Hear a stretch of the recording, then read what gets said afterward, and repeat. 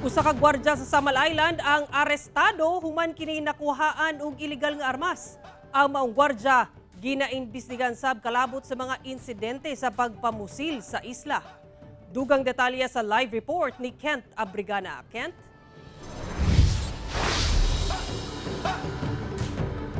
Sara, human nasikop sa otoridad ang maong gwardya tungod sa pag-angkon og illegal nga armas. Ginatanaw karon nila ang posibilidad nga duna kini kalabutan sa pagpusil patay sa duha ka menor de edad sa isla niadtong June 23. Sa bisa sa usa ka search warrant, nasikop sa CIDG Igacos ug NBI Igacos ang usa ka lalaki. Human kini nakuhaan og illegal nga armas sa iyang balay sa Purok 4 Barangay Kamudmud, Samal Island Lunes sa buntag. Ang sospek giilang si alias Hari, 33 anyos, usa ka gwardya sa Samal Island.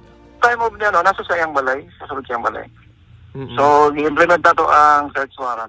In his possession, nasa baril. Aduna say na-recover nga hand grenade ang kapulisan sa balay sa maong sospek. Sumala pa, dugay na nga gipanid-an sa kapulisan ang maong gwardya kalabot sa mga pagmumusil sa isla. Nasayran usab nga duol lang ang gipuy-an sa suspect sa computer shop kung asa nahitabo ang pagmusil patay sa duha ka minor de edad niadtong June 23.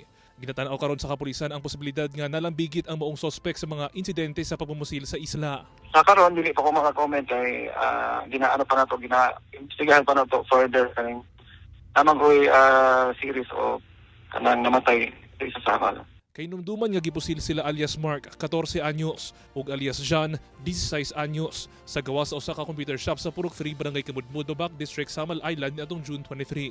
Gani, nakuhaan sa CCTV ang pagmumusil sa usa sa mga biktima sulod sa maong computer shop.